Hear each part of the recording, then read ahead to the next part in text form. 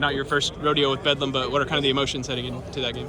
I mean, it's not really that emotional for me. I mean, it probably is for some of the young guys that weren't recruited by Oklahoma, and some guys might take that as extra motivation going into Saturday. But like you said, this is my fifth time playing Oklahoma.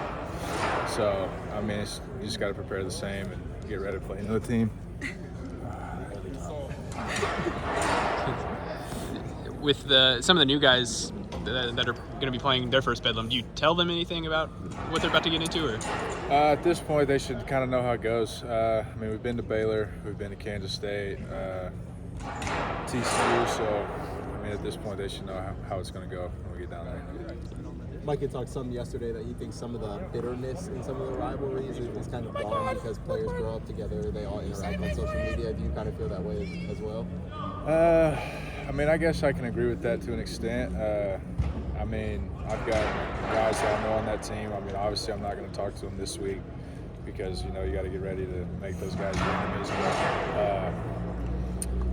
But yeah, I would agree to an extent to that.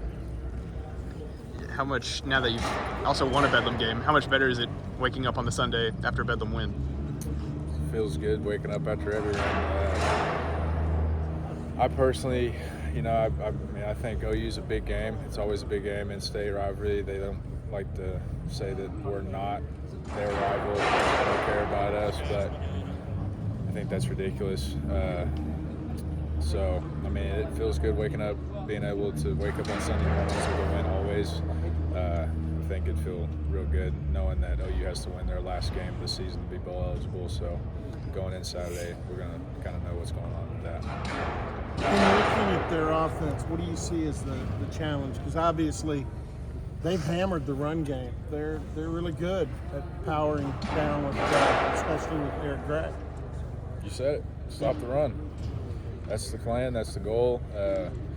They have good wide receivers as well. But I think if we can stop the run and make them have to throw the ball, that they'll end up making some mistakes, and we'll hopefully be able to capitalize and take advantage of opportunities there. Are you to the point where you're starting to say, okay, this will be the last time I do this, this will be the last time I do that here at Oklahoma State, or are you not counting down like that at all?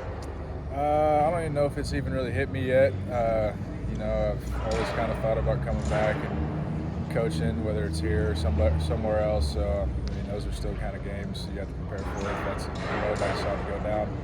I don't know. It may hit me on Saturday morning. I'm not sure. I know that there's 3 games left this year, OU, West Virginia, and whatever bowl we get selected to go to. So, You mentioned stopping the run. It will be important. What has forced you guys to struggle in that aspect, I guess, apart from last Saturday? Just kind of not trusting the guys next to you. We have some young guys, and a lot of guys have gotten their first starts this season, and we kind of lacked some of that cohesiveness that we had in the last year, and it kind of showed at times. Last week we kind of came together and played a very good defensive game and had a good scheme together, so hopefully we can just keep it rolling.